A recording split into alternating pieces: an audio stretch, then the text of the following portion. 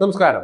Indian premier ലീഗിന്റെ 18ാം സീസണിലെ ഏറ്റവും ആവേശകരമായ മത്സരമായിരുന്നു കഴിഞ്ഞ ദിവസം കണ്ട രാജസ്ഥാൻ റോയൽസും ഡൽഹി ക്യാപിറ്റൽസും തമ്മിലുള്ള മത്സരം. സൂപ്പർ ഓവറിനൊടുവിലാണ് രാജസ്ഥാനെ ഡൽഹി വീഴ്ത്തിയത്.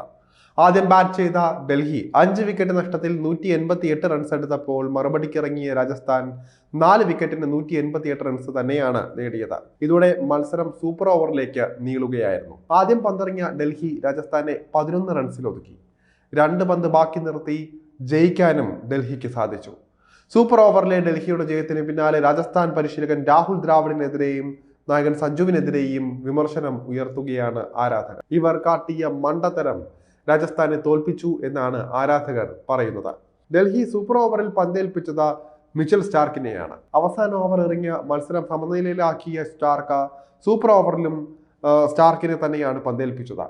എന്നാൽ മറുപടി ബൗളിങ്ങിന് ഇറങ്ങിയ രാജസ്ഥാൻ ജോഫ്ര ആർച്ചർക്ക് ബൗളിംഗ് നൽകിയില്ല.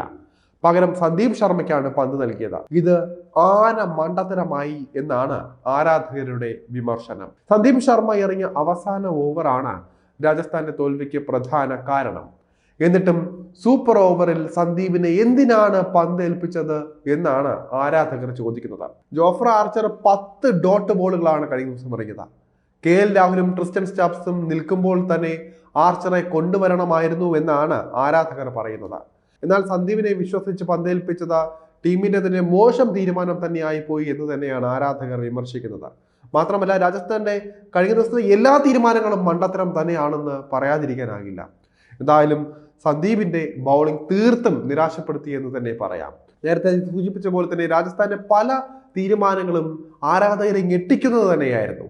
ഷിംറോൺ ഹെറ്റ്മെയർ അത്ര മികച്ച ഫോമിലൊന്നും അല്ലായിരുന്നു. മിച്ചൽ സ്റ്റാർക്കിന്റെ യോർക്കറുകൾക്ക് മുന്നിൽ ഹെറ്റ്മെയർ വിറച്ചു നിൽക്കുന്നത് കണ്ടതാണ്. എന്നിട്ടും സ്റ്റാർക്ക് തന്നെ ആദ്യ സൂപ്പർ ഓവർ എറിയുമെന്ന് അറിഞ്ഞിട്ടും എന്തുകൊണ്ടാണ് ഹെറ്റ്മെയറെ സൂപ്പർ ഓവറിൽ ബാറ്റ് ചെയ്യാൻ ഇറക്കിയത് എന്നാണ് ഇവിടെ വ്യക്തമായി ചോദിക്കാനുള്ളത്. റിയാൻ പരാഗിനെ കൊണ്ടുവന്നതും ആന മണ്ടത്തരമായി പോയി.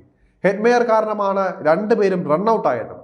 സൂപ്പർ ഓവറിൽ 1 പന്ത് ബാക്കി നിർത്തി രാജസ്ഥാൻ ഓൾ ഔട്ട് ആയതും അങ്ങനെയാണ്. ഹെറ്റ്മെയർ അല്ല, യശസ്വി ജയ്സ്വാളും നിതീഷ് റാണയും ബാറ്റ് ചെയ്യണമായിരുന്നു. എന്നാൽ ഒരു പ്രതീക്ഷയുണ്ടായിരുന്നു.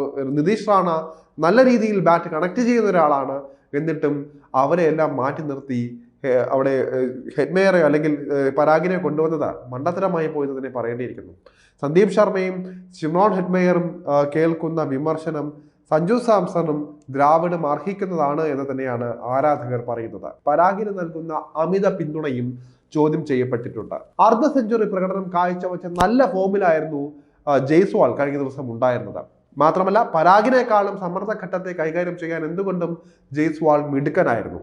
അതിലുമുപരി ലെഫ്റ്റ് ഹാൻഡ് ബാറ്റർ എന്ന മുൻഗണനയും ജയ്സ്വാളിന് ഉണ്ടായിരുന്നു. രാജസ്ഥാൻ ഇന്നിംഗ്സിൽ ഓപ്പണറായി ഇറങ്ങിയ ജയ്സ്വാളിന് മതിയായ വിശ്രമവും സൂപ്പർ ഓവറിന് മുൻപ് ലഭിച്ചിരുന്നു. എന്നിട്ടും രാജസ്ഥാനെ വിജയലക്ഷ്യത്തിലേക്ക് എത്തിക്കാൻ സാധിക്കാതെ ഗ്രൗണ്ടിൽ അലഞ്ഞ ഹെറ്റ്മെയറെ ഇറക്കിയ തീരുമാനം ഞെട്ടിക്കുന്നത് തന്നെയായിരുന്നു. സൂപ്പർ ഓവറിൽ രാജസ്ഥാൻ പതർന്നത് തന്നെയാണ് കണ്ടത്. ഡൽഹി ആകട്ടെ 2 പന്ത് ബാക്കി വെച്ച് വിജയവും കണ്ട് സൂപ്പർ ഓവറിൽ. ഇതിൽ നിന്നും രാജസ്ഥാൻ പാഠം ഉൾക്കൊണ്ടേ മതിയാകൂ.